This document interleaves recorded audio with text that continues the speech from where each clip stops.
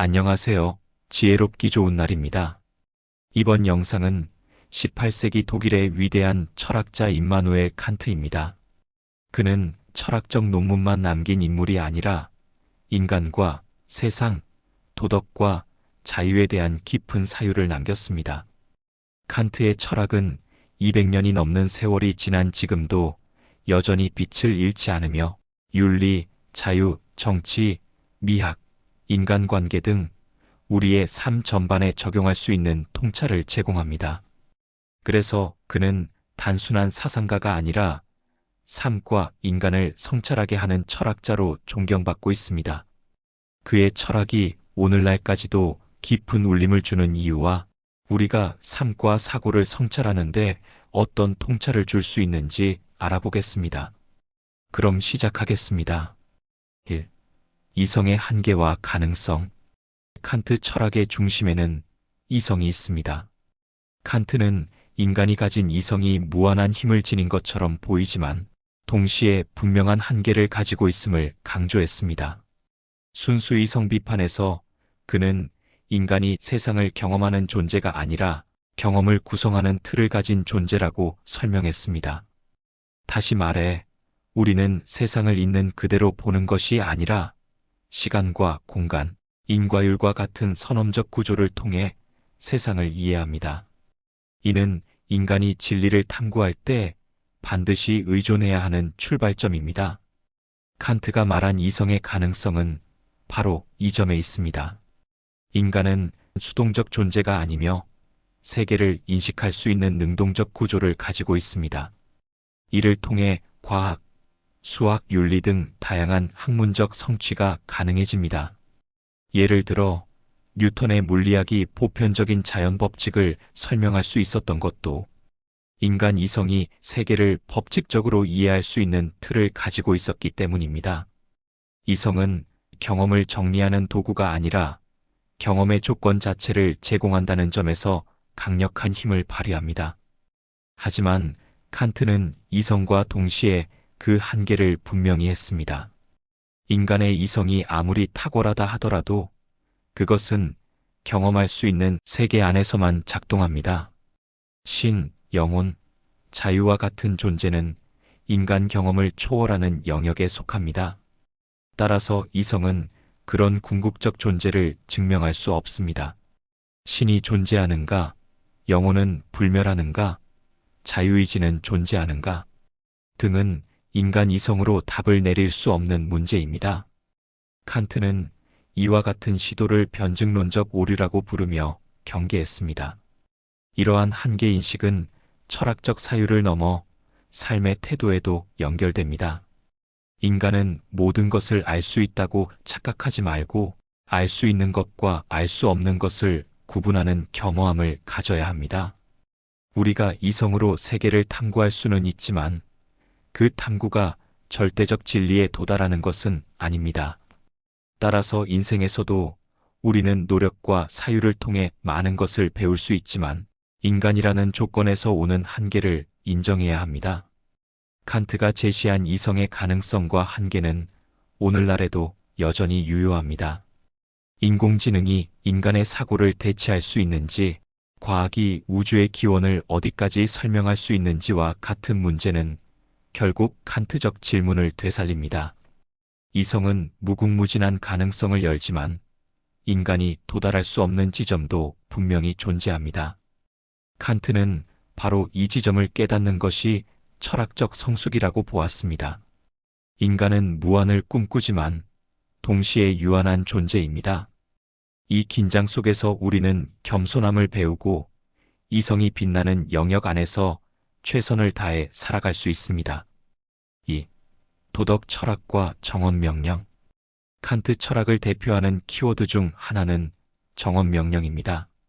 그는 도덕이 개인의 감정이나 사회적 관습에 의존하는 것이 아니라 모든 이성이 있는 존재가 공유할 수 있는 보편적 원리에 기초해야 한다고 보았습니다. 쉽게 말하면 내가 옳다고 생각하는 원칙이 모든 사람에게도 옳아야 한다는 것이 칸트 도덕 철학의 핵심입니다. 인간을 욕망에 따라 움직이는 동물이 아니라 이성을 통해 스스로 법칙을 세우고 그 법칙을 따르는 자율적 존재로 이해했습니다. 그는 조건부 명령과 정업 명령을 구분했는데, 전자는 만약 내가 건강해지고 싶다면 운동을 해라처럼 조건에 따라 변하는 규칙입니다. 반면 정업 명령은 조건에 따라 변하지 않고 언제 어디서나 모든 사람에게 동일하게 적용되는 도덕 법칙입니다. 정업 명령의 첫 번째 공식은 이렇습니다. 내가 행하는 행위의 준칙이 동시에 보편적 법칙이 될 수 있도록 행동하라. 예를 들어, 내가 거짓말을 한다고 해보겠습니다. 만약 이 준칙이 보편적 법칙이 된다면 세상 모든 사람이 거짓말을 하게 됩니다. 그러면 진실이라는 개념 자체가 무너져 거짓말의 의미가 사라집니다. 따라서 거짓말은 보편적 법칙으로 성립할 수 없으므로 도덕적으로 잘못된 행위입니다. 두 번째 공식은 이렇게 말합니다. 너 자신이나 다른 사람을 단순히 수단으로 대하지 말고 언제나 동시에 목적으로 대하라. 이는 인간 존엄성에 대한 칸트 철학의 가장 유명한 선언입니다. 사람을 어떤 목적을 이루기 위한 도구로 취급해서는 안 됩니다. 예를 들어, 누군가를 속여 자신의 이익을 챙긴다면 그 사람을 도구로만 사용한 것입니다. 칸트에 따르면 도덕은 인간을 도구가 아닌 목적 그 자체로 존중할 때 성립합니다. 정업명령은 도덕 규범을 넘어 인간 사회의 법과 정치, 교육에도 큰 영향을 끼쳤습니다. 현대 인권 사상의 근간에도 인간을 수단이 아닌 목적으로 대한다는 칸트의 생각이 깊게 자리하고 있습니다. 노예제 폐지, 인권 선언, 민주주의 발전 과정에서도 칸트의 윤리적 통찰은 중요한 이론적 근거가 되었습니다. 우리의 일상에서도 칸트의 정업 명령은 여전히 의미가 있습니다. 내 행동이 모두에게 적용된다면 어떤 세상이 될까? 라는 질문은 철학적 사유를 넘어 구체적인 삶의 기준이 될 수 있습니다. 또한 사람을 수단이 아닌 목적으로 대하라는 가르침은 인간관계에서 존중과 배려의 중요성을 다시 일깨워줍니다. 결국 칸트의 도덕 철학은 인간을 도덕적 존재로서 존중하며 보편성과 자율성을 기반으로 한 윤리적 사회를 지향합니다. 그의 정업 명령은 시대를 넘어 오늘날에도 도덕적 나침반으로 기능하며 우리가 스스로에게 던져야 할 질문을 남깁니다. 3.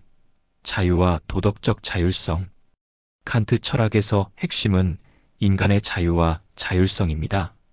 그는 인간을 본능이나 외부 조건에 따라 움직이는 존재로 보지 않았습니다.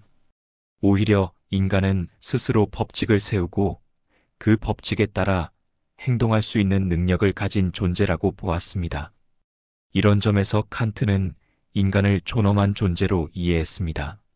욕망이나 충동에 따라 살아가는 것이 아니라 이성적 자율성을 발휘할 수 있다는 점에서 인간은 특별합니다. 칸트가 말하는 자유는 흔히 생각하는 하고 싶은 대로 하는 자유와 다릅니다. 그것은 무질서한 방종이 아니라 이성의 법칙에 따라 스스로를 통제하는 자유입니다. 그는 자유를 스스로에게 법칙을 부여하는 것이라고 정의했습니다. 다시 말해, 타인의 강제나 욕망의 지배가 아니라 스스로 옳다고 인정한 도덕 원칙에 따라 행동할 때 비로소 진정한 자유를 누릴 수 있습니다. 이 자유에는 책임이 동반됩니다. 예를 들어 어떤 사람이 유혹에 따라 거짓말을 하고 싶다고 가정해 보겠습니다. 만약 그는 욕망에 휘둘려 거짓말을 한다면 이는 자유로운 행위가 아니라 오히려 욕망의 노예가 된 것입니다. 반대로 그는 정업 명령의 원칙을 스스로 세우고 그것을 따라 정직하게 말한다면 이는 자기 스스로 선택한 자율적 행위이자 진정한 자유입니다.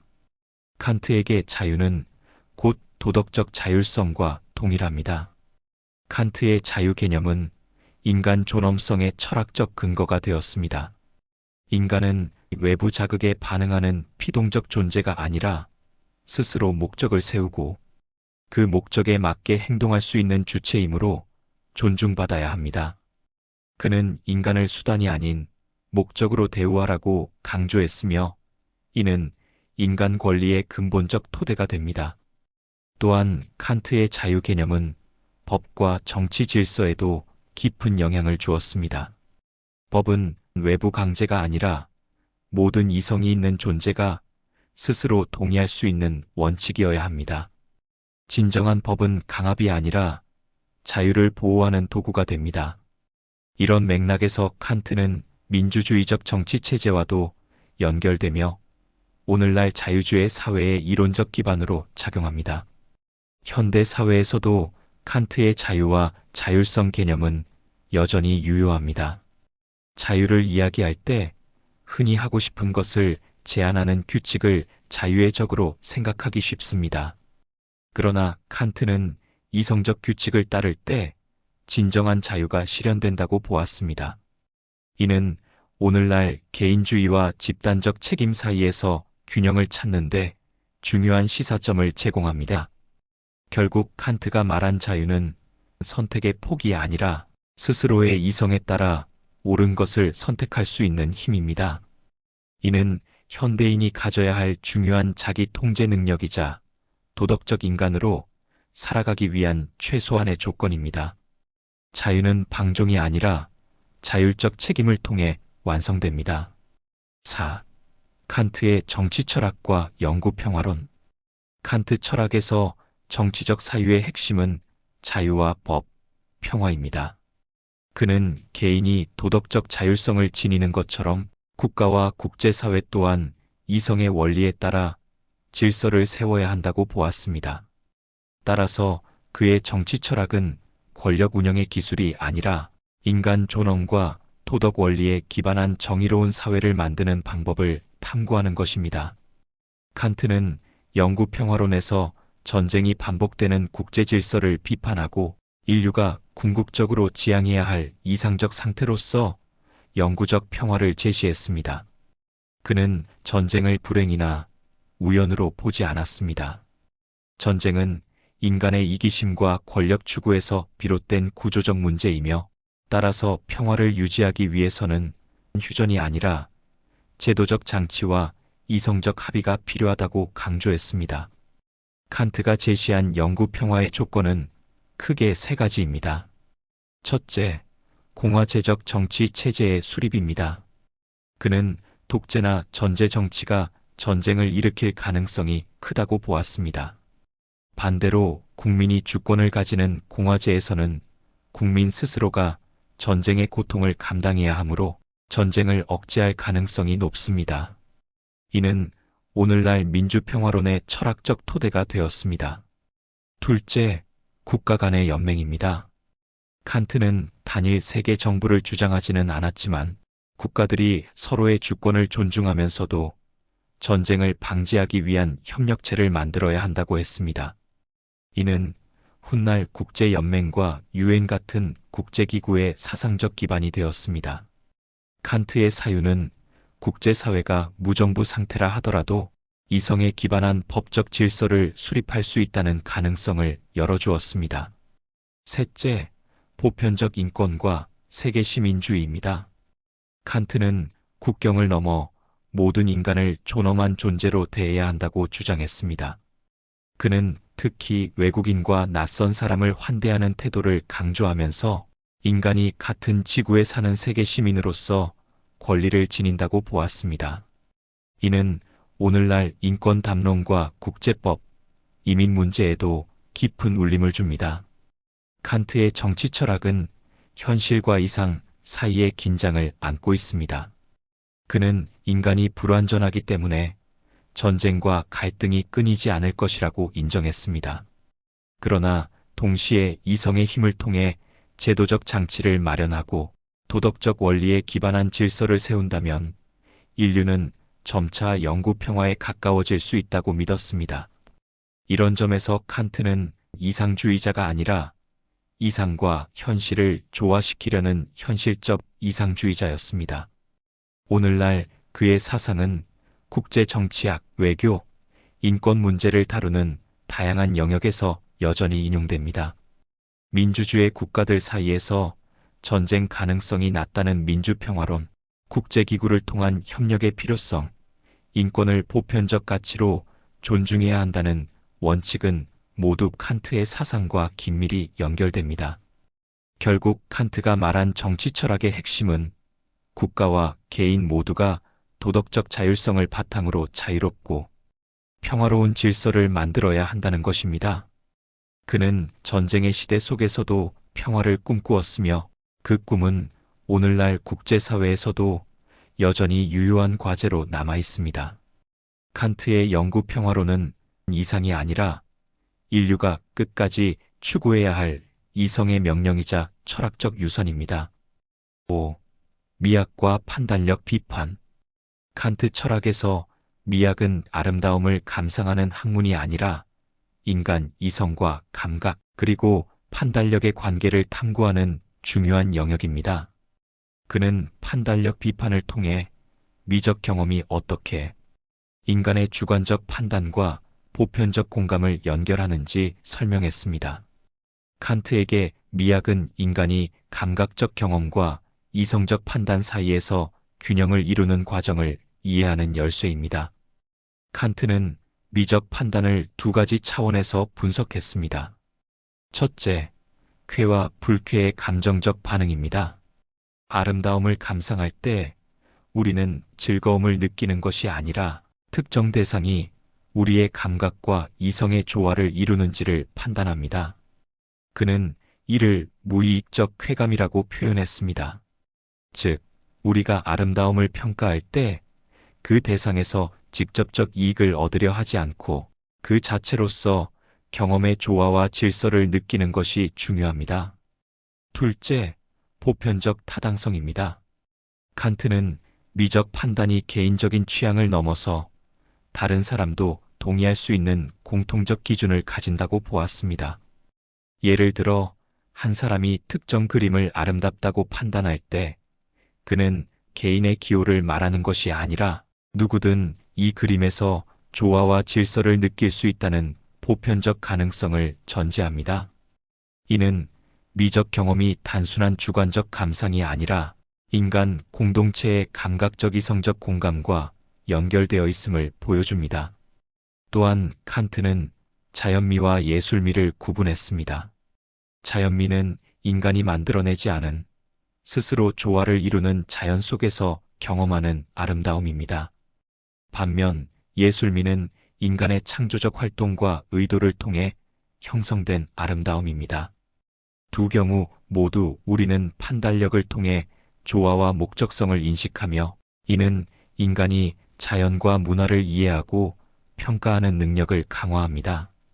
칸트의 미학 이론은 현대 예술 철학과 디자인, 건축, 심리학에도 깊은 영향을 미쳤습니다. 디자인에서 기능과 형태의 조화를 평가할 때, 건축에서 공간의 균형과 비례를 판단할 때, 우리는 무의식적으로 칸트가 말한 판단력의 원리를 따르고 있습니다. 또한 미적 경험은 감각적 즐거움을 넘어 인간의 사고와 감성, 윤리적 판단까지 연결되는 통합적 경험이라는 점에서 현대 학문과 실무에서도 큰 의미가 있습니다. 칸트는 미학을 통해 인간이 감각적 즐거움에 머물지 않고 이성과 판단력을 통해 아름다움의 의미를 성찰하도록 이끌었습니다. 이를 통해 우리는 기호적 선호가 아니라 보편적 기준과 조화를 기준으로 세상을 평가하고 타인과 공감할 수 있는 능력을 기르게 됩니다. 이러한 경험은 개인의 내적 성숙뿐만 아니라 사회적 상호 이해에도 기여합니다. 결국 칸트의 미학은 예술 감상이 아니라 인간의 이성, 감성, 판단력이 조화를 이루는 과정으로 이해해야 합니다. 그는 미적 경험이 인간을 더 성숙하고 공감할 수 있는 존재로 만들어준다고 보았습니다. 이러한 통찰은 오늘날 예술, 디자인, 문화, 심리학 등 다양한 영역에서 인간 경험을 이해하는 중요한 지침으로 작용하고 있습니다. 6. 종합과 현대적 의의. 칸트의 철학은 인간 이성, 도덕, 자유, 정치, 미학을 아우르는 포괄적 사유 체계입니다. 그는 인간이 감각과 욕망에 따라 행동하는 존재가 아니라 이성과 자율성을 가진 주체임을 강조했습니다. 이를 바탕으로 우리는 도덕적 판단을 내리고 자유롭고 책임있는 삶을 살아가며 사회와 세계를 이해하고 참여할 수 있습니다. 칸트 철학의 핵심은 이성적 자율성과 보편적 원칙에 있으며 이는 오늘날에도 여전히 강력한 울림을 줍니다. 칸트는 이성을 통해 인간의 한계를 인식하고 도덕적 자율성을 통해 자유를 실현하며 정치적 제도와 법을 통해 평화를 구축할 수 있다고 보았습니다. 이는 개인과 사회, 국가와 국제사회에 이르는 모든 영역에서 인간 존엄과 책임을 강조하는 철학적 근거가 됩니다. 예를 들어 그의 정언명령은 오늘날 윤리적 의사결정과 인권, 공정한 사회 질서를 논의하는 데 있어 중요한 지침으로 작용합니다. 또한 칸트의 영구평화론은 국가 간 협력과 세계 시민의 개념을 제시하며 국제법과 외교, 인권 담론의 토대가 되었습니다. 그는 이상적 평화를 꿈꾸는 것이 아니라 이성적 원칙과 제도적 장치를 통해 현실 속에서 실현 가능한 평화를 모색했습니다. 이는 현대 사회에서 국가 간 갈등을 조정하고 민주적 법치를 발전시키는 과정에도 깊은 의미를 제공합니다. 미학과 판단력 비판을 통해 칸트는 인간의 감성과 이성을 통합하여 아름다움과 조화를 평가하는 능력을 강조했습니다.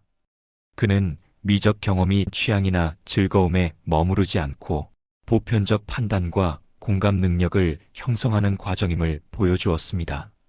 이를 통해 우리는 예술과 자연을 이해하고 타인과 소통하며 사회적 문화적 맥락 속에서 성숙한 인간으로 성장할 수 있습니다. 오늘날 칸트 철학의 현대적 의의는 더욱 분명합니다.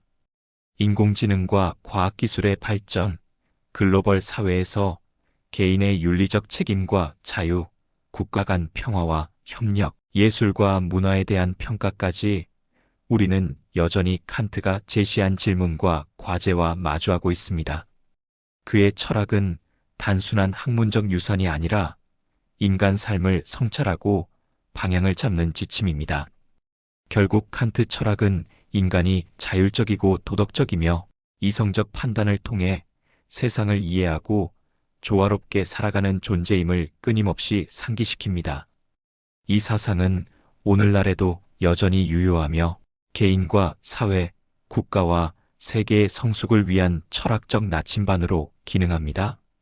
우리는 칸트의 가르침을 통해 인간으로서 책임을 지고 자유를 실현하며 보편적 정의와 조화를 추구할 수 있습니다. 칸트 철학은 단순한 지적 탐구가 아니라 삶을 살아가는 태도와 방향을 제시하는 철학적 지도입니다. 인간의 이성, 도덕, 자유, 판단력, 그리고 미적 경험을 통합적으로 이해함으로써 우리는 더 성숙하고 존엄한 삶을 살아갈 수 있습니다. 칸트의 사상은 시대와 공간을 넘어 오늘날에도 인간 존재의 깊이를 성찰하게 하는 빛나는 유산입니다. 오늘은 18세기 독일의 철학자 임마누엘 칸트의 사상과 그 의미를 함께 살펴보았습니다. 칸트는 인간의 이성과 도덕, 자유, 판단력, 그리고 미적 경험까지 폭넓게 탐구하며 우리에게 삶을 성찰하고 책임 있는 선택을 하도록 가르쳐 주었습니다. 그의 철학은 학문적 유산이 아니라 오늘날을 살아가는 우리에게도 여전히 깊은 통찰과 지혜를 제공합니다. 윤리적 판단, 인간관계, 사회적 책임, 그리고 자신을 성숙하게 만드는 길까지 칸트의 사상은 삶의 나침반이 되어줍니다. 오늘 영상을 통해 칸트의 철학이 우리에게 주는 메시지를 조금이나마 느끼셨기를 바랍니다. 끝까지 시청해 주셔서 감사합니다.